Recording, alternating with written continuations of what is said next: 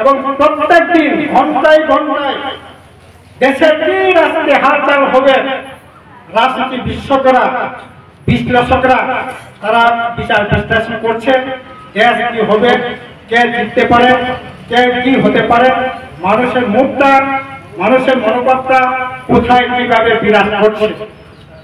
এই যে আপনি এই মিডিয়াগুলিতে দেখলেই বুঝবেন আজকে থেকে 2019 সালে আমিও এটা প্রত্যক্ষ করেছিলাম। এই অভিজ্ঞতার কথাই আপনাদের বলছি। 2019 সালে নরেন্দ্র মোদী যখন বক্তৃতা করতেন, বক্তৃতার 1 ঘন্টার পর মিডিয়াতে মোবাইলে 1 কোটির কাছাকাছি ভিউজার হতো, মানুষ দেখতো, মানুষ শুনতো। আর আজকে আমি কিছুক্ষণ আগে এখানে বসে বসে নরেন্দ্র মোদীর বক্তৃতা শুনছিলাম, কত ভিউজার হয়, 5,000, 10,000, 15,000।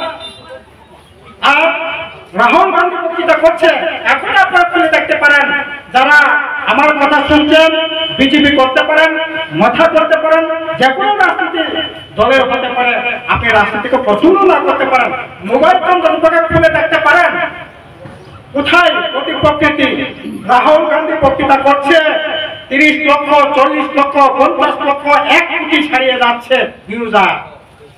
এখনই দেখেন না আপনারা, একটু দয়া করে পলিটিক্যাল অ্যানালাইসিস হচ্ছে এবিপি নিউজ, আপনার আজতক, এনডিটিভি, বিভিন্ন বিজেপি তর্কি বাহক কতগুলো মিডিয়া আছে, এগুলি অ্যানালাইসিস দেখবেন ভিউজার হচ্ছে 15,000, 20,000, 25,000।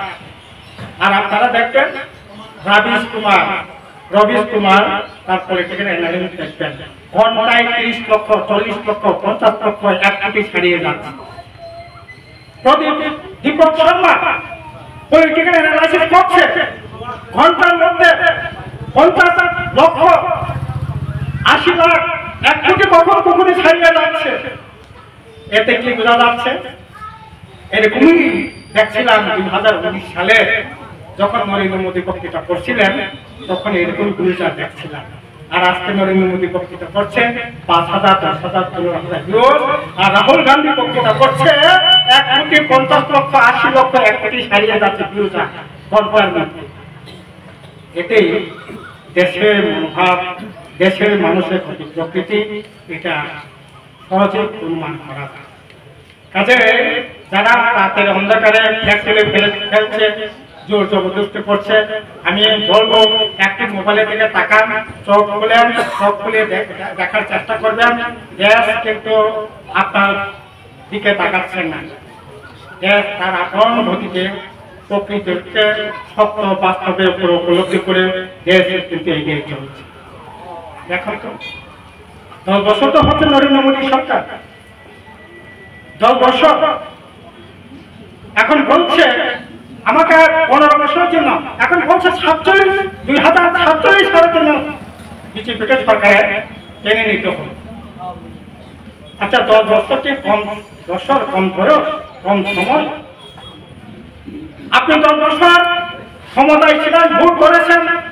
2014 সালে আপনি নির্বাচনের কত রঙিন স্বপ্ন দেখিয়েছিলেন, সেই রঙিন স্বপ্ন, সেই কাজ, সে কাজের নিরিখে আপনি ভোট চাইবেন। কত বেকারের চাকরি হয়েছে, আমাদের অর্থনীতি ভ্যালু, টাকা পয়সা, একটা দেশ উন্নতি, তার মাপকাঠিটা কি? সালেমা বাজার এলাকার উন্নতি ঘটেছে, আমি কি করে বুঝবো?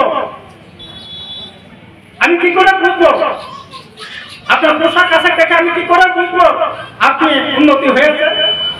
হ্যাঁ, দেশের উন্নতি হয়েছে এটা বোঝার জন্য খুব বড় পণ্ডিত হওয়া দরকার নাই, দিল্লিতে জোরাজোরি করার দরকার নাই, বাড়িতে বসে ওই আমি বলছিলাম আবার যেহেতু এখন ইন্টারনেটের যুগ, মোবাইলের যুগ, সোশ্যাল মিডিয়ার যুগ, ওই মোবাইলে যদি আপনি খোলেন তাহলে ভারত দেশ এগিয়েছে কিনা পিছিয়েছে এটা সহজেই অনুমান করতে পারেন।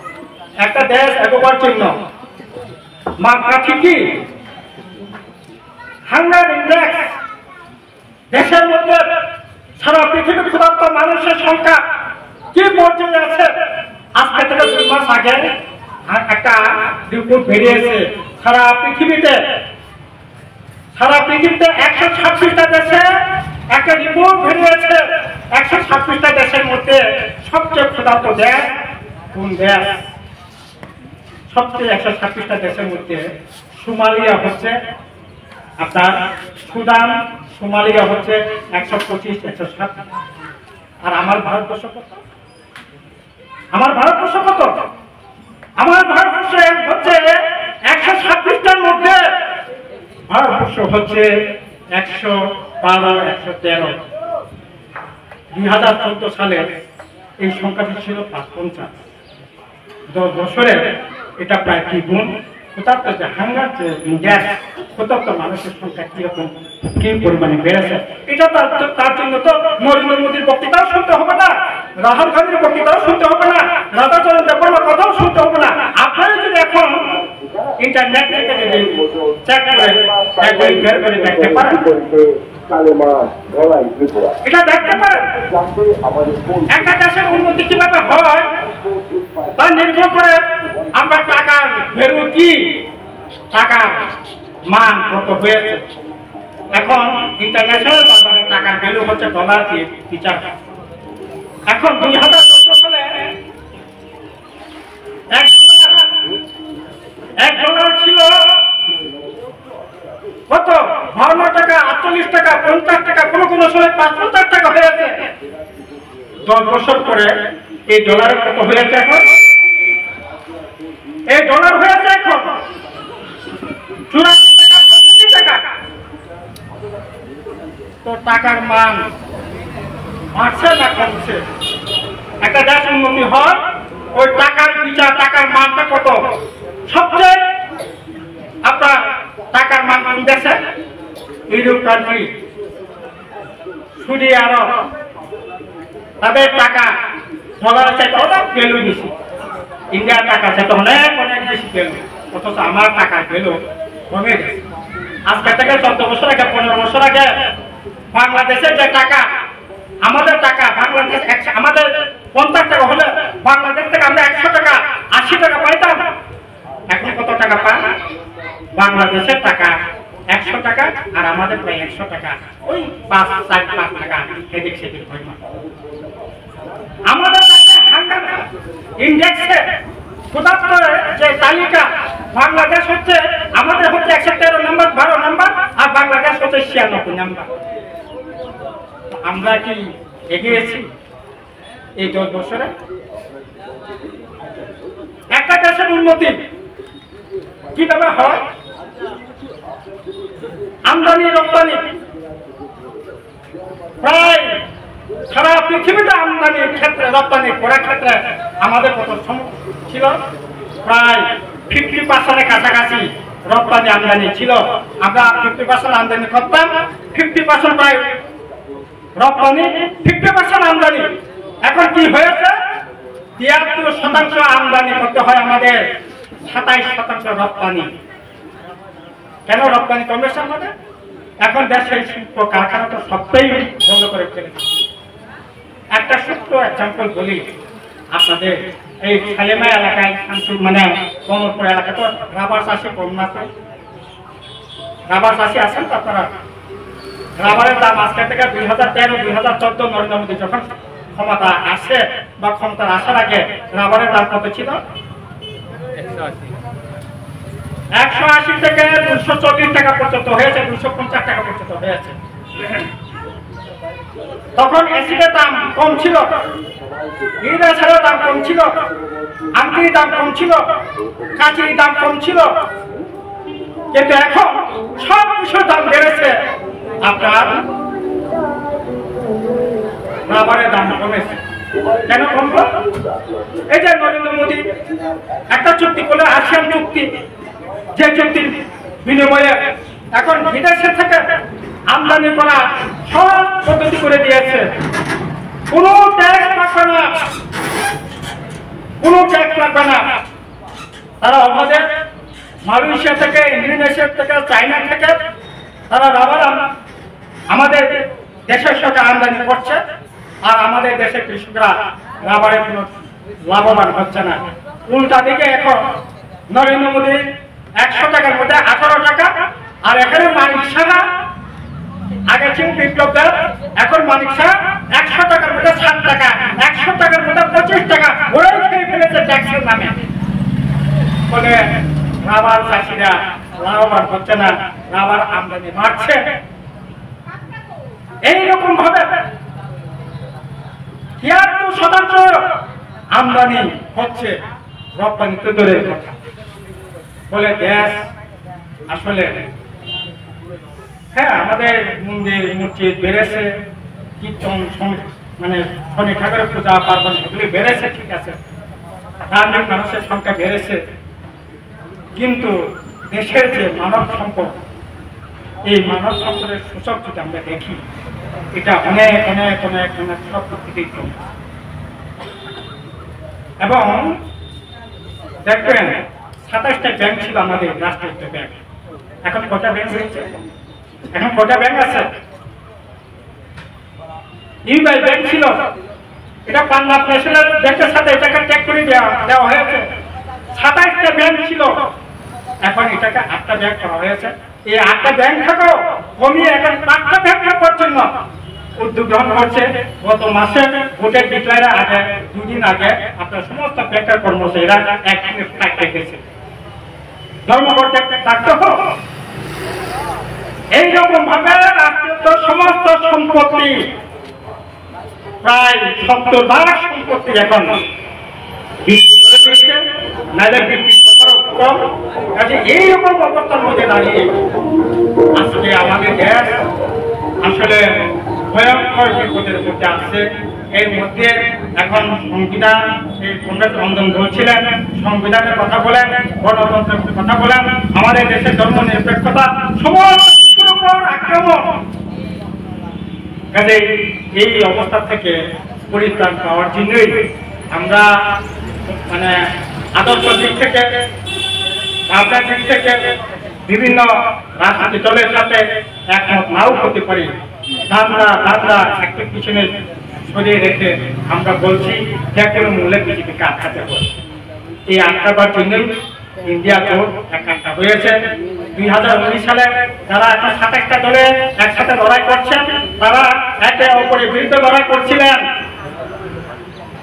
আর ইন্ডিয়া এই যে এনডিএ নরেন্দ্র মোদীর দল যারা এখন লড়াই করছে, তারা একটা সময় অনেকগুলি দলকে নিয়ে একটা ভাবে লড়াই করে প্রায় 40-41% ভোট নিয়ে 303টা আসনে বিজয়ী হয়ে ক্ষমতায় আসেন।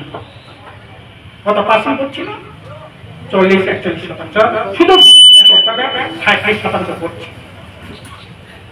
এই যে 40-41%, এই যে এনডিএ নরেন্দ্র মোদী যে গ্রুপরা ছিল, আবার ইলেকশনে কিন্তু সব দল কিন্তু তার সাথে নাই। পাঞ্জাবে আকালি দল তার সাথে নাই, এখন 2019 ছিল। তামিলনাড়ু এআইডিএমকে তার সাথে ছিল, এবার তার সাথে নাই। উড়িষ্যার বিজু পট্টনায়ক বিজেপি তার সাথে ছিল 2019-এ, এবার নাই। মহারাষ্ট্রের শিবসেনা উদ্ধব ঠাকরে তার সাথে ছিল, এবার নাই। তার মানে 2019 সালে তার সাথে যারা ছিল তারা অনেকেই এখন তার সঙ্গ ছেড়ে দিয়েছে।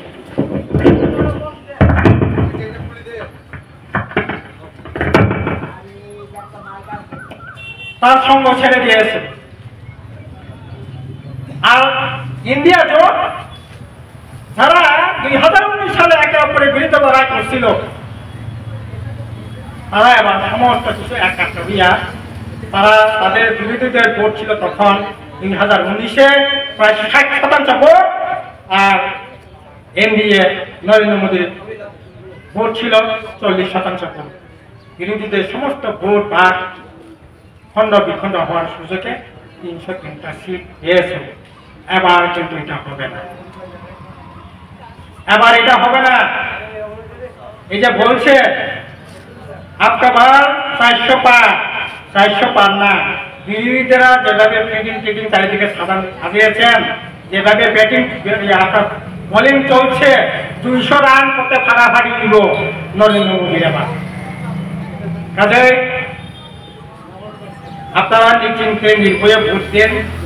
সন্ত্রাস করে রাতের অন্ধকারে জোর জবরদস্তি করে বিবৃতি দিয়ে করে ভোট আদায় করা যায় না। না হলে পাকিস্তানের অভিজ্ঞতা দেখছেন তো, 2 মাস আগে ভোট দিছে পাকিস্তানে। ইমরান খান প্রধানমন্ত্রী ছিল, জেলে ঢুকাইছে, নির্বাচনী প্রতিকারে নিছে, তার যে সমস্ত প্রার্থী ছিল নির্দল প্রার্থী হিসেবে ভোটে দাঁড়িয়ে দিচ্ছে। এরপরেও ভোট হয়েছে একক বৃহত্তম দল হিসাবে ভোটে জিতছে। জেলে ঢোকানোর পরও আপনার কি বলেন, রাজনীতি দলের রেজিস্ট্রেশন বাতিল করা, চিহ্ন বাতিল করা, প্রতীক বাতিল করার পরও এককভাবে বৃহত্তম দল হিসাবে আত্মপ্রকাশ করেছে। মানুষের মন যদি থাকে, জাহাজ যদি থাকে, অন্যায় অত্যাচার অবিচারের বিরুদ্ধে লড়াই করবার জেদ যদি থাকে, যত অন্যায় অত্যাচার কোষ মিটিং মিছিল জোর করে আপনার কি বলেন বিজেপি থেকে আরম্ভ করে মন্ডল টন্ডল সবাইকে মিলে যদি আক্রমণ করেও উঠে যেটা যায় না, এটা পাকিস্তান থেকে শিক্ষা নেওয়া উচিত বিজেপি। আছে এবার আমি বলো, যারা এখন করছেন এগুলি করবেন না, এক নাগায় ঠিক যায় না, এগুলি করা ঠিক না।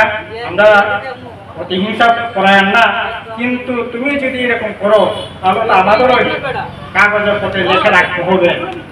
ভবিষ্যতে প্রতিশোধ না নিলেও তোকে জিজ্ঞেস করতে হবে, কেন ভাই এরকমটা করেছো, হিসাব রাখবেন, লিখে রাখবেন প্রতিশোধের জন্য। এগুলো আমরা সমর্থনও করি, এগুলো কি, এগুলো ভালো না।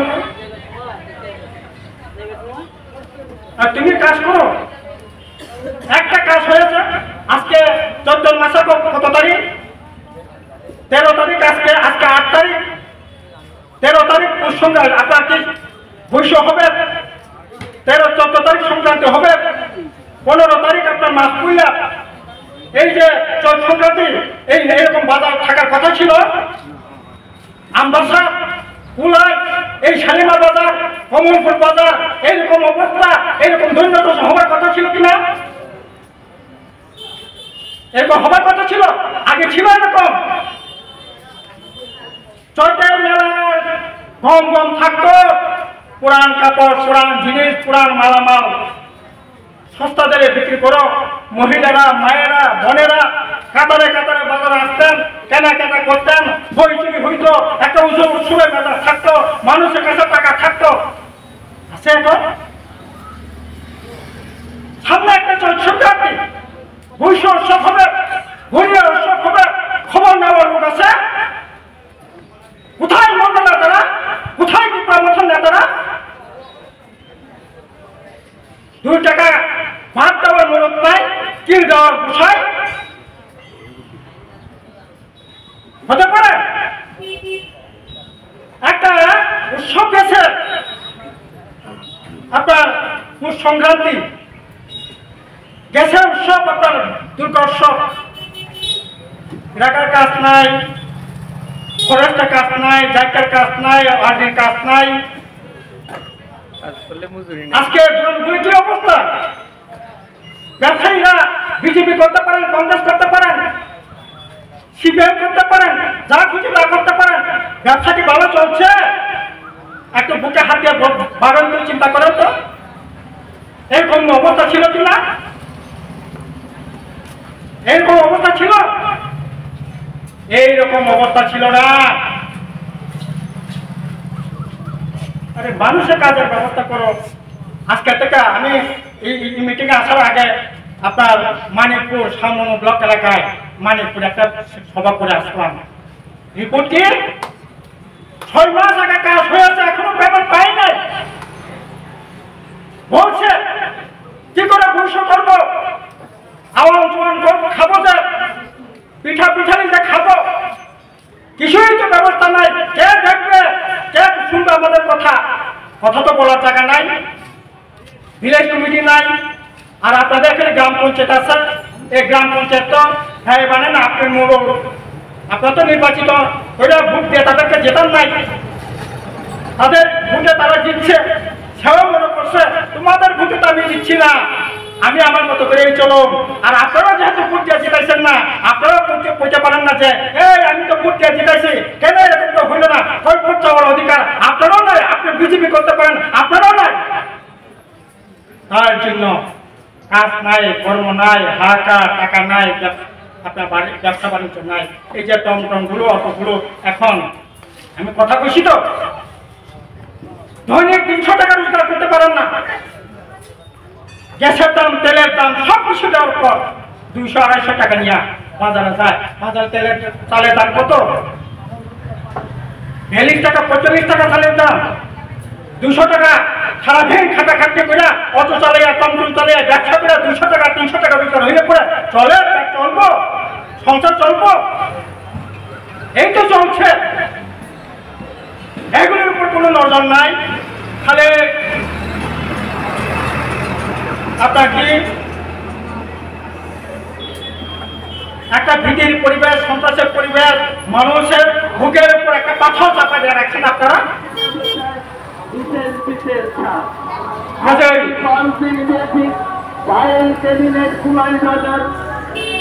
এমনি এখন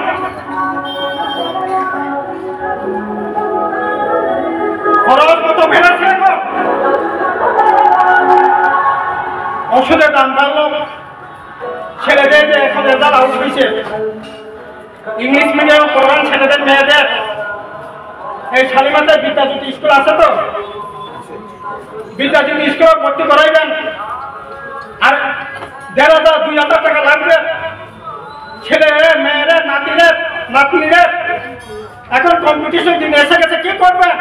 ইংলিশ মিডিয়াম না খাওয়াই হইল, না খাই হইলে বাচ্চারা পড়ানো, কি অবস্থা?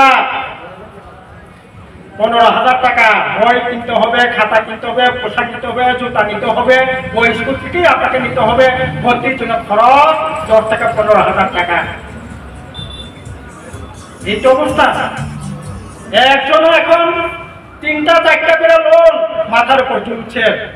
প্রথম বন্ধন নেওয়ার 1 মাস পরে সুদ করতে পারতাছি না, রোজগার তো নাই, তাহলে বন্ধন সুদ করার জন্য নিলে আশা দুটো হয়ে গেল, এখন আরো মহাবিপদ করে গেল, আরো চাপ বাড়তেছে, কি করবে? ঠিক আছে, আরেকটা নাও, বউয়ের নামে নাও, এলএনটি নাও, এলএনটি নিল, তারপরে বউ জামাই মিললে তো 3টা হয়ে গেল গিয়া, এখন তারও চাপ, তাই কি করবে? এরপরে দেখা গেল আরো একটা, 3টা-4টা-5টা করে এখন ওই যে আপনার মাইক্রো ফিন্যান্সে, আপনাদের এখানেও কেউ থাকতে পারে, এই মিটিংয়ে যারা আছেন আপনাদের মধ্যেও থাকতে পারে। আমি ওই দিন হাত তুলাইছিলাম সোনামুড়াতে, কারা কারা আছে দেখলাম 100 জনের মতো মিটিংয়ে ছিল, প্রায় 15-20 জন হাত তুললেন, আমার 2টা আছে, আমার 3টা আছে বইয়া। এরকম অবস্থা ছিল ত্রিপুরাতে। এগুলি যা ভাববেন না মন্ডল, খালি মস্তানি করবেন,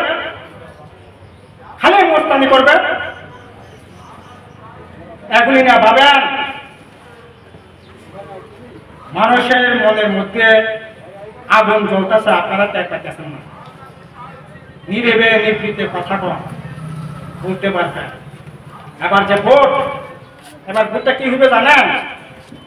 আমরা তো পাহাড়ে ঘুরতেছি, তো পাহাড়ও পাথরও কথা কইতেছি, নদীর জল কলকলে কথা কইতেছে, ডাকতেছে, চেঁচামেচি করতেছে। এইরকম ভাবে চলা যায় না, একটা দম বন্ধ করা অবস্থার মধ্যে মানুষ বাঁচতে পারে।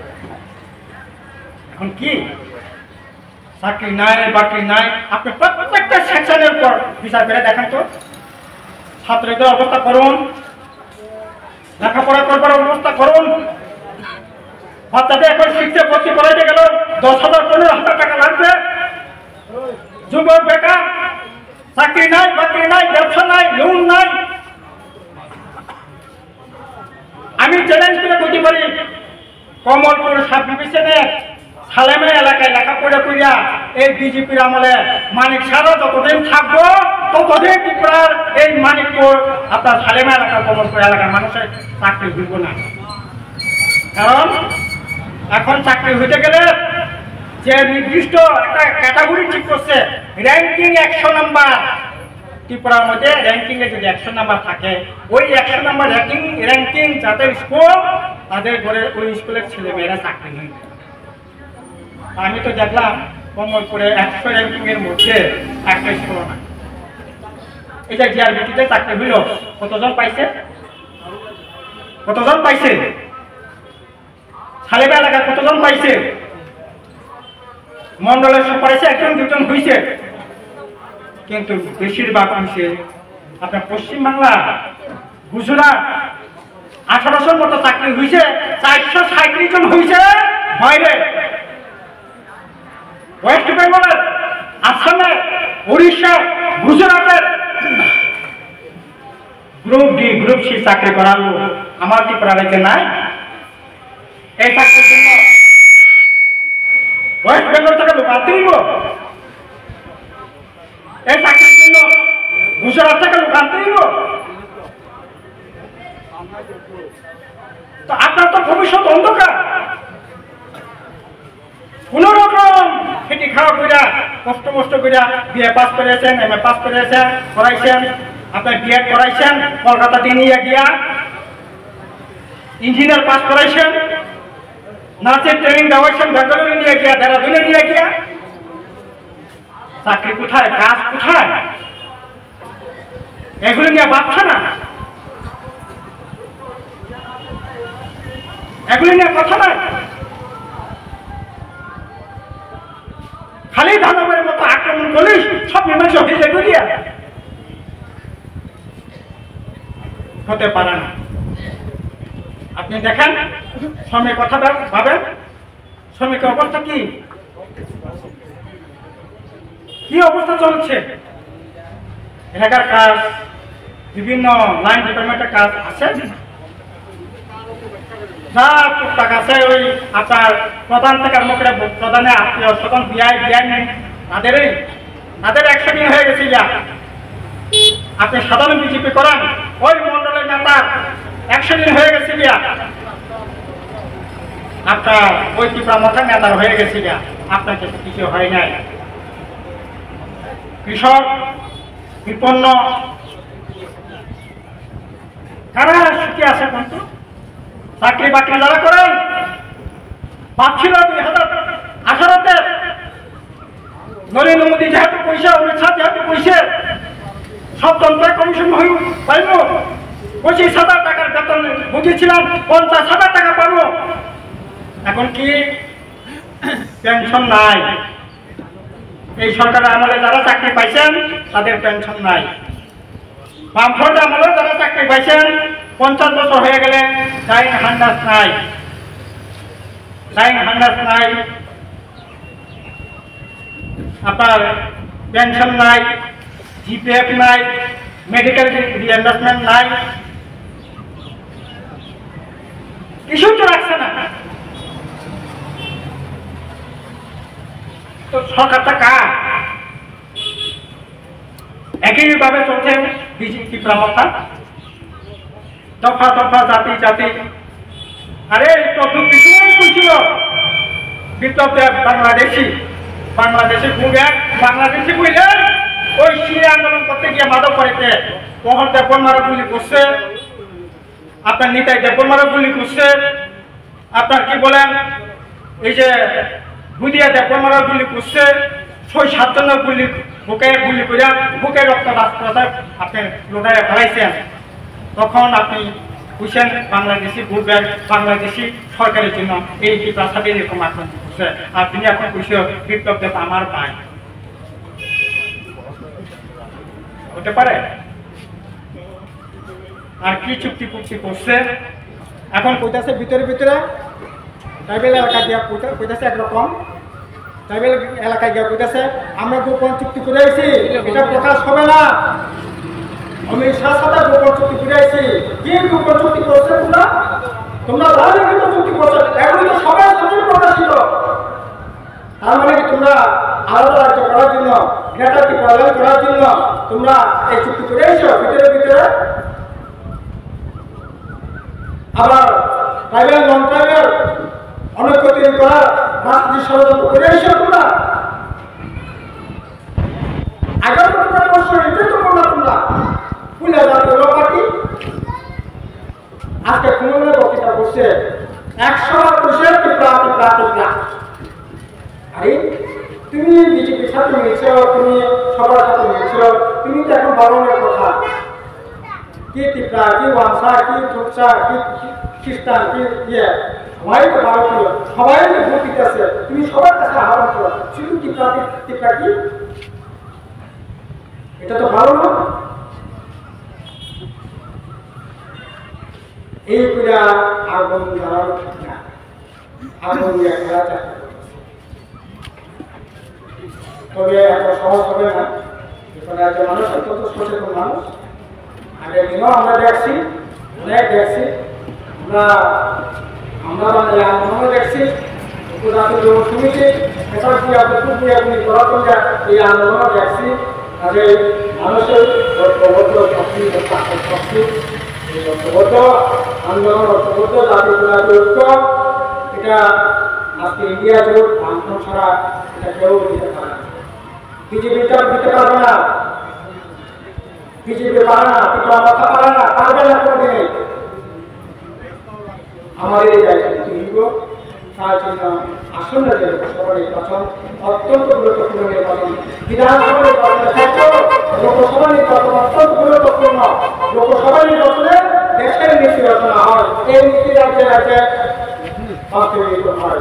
আজকে এই জায়গায় দেশের নীতি পরিবর্তন করার ক্ষেত্রে একটা ভূমিকা আমাদের দরকার, সেই ভূমিকা সকলে মিলে নিলেন। এই কথাগুলি বললেন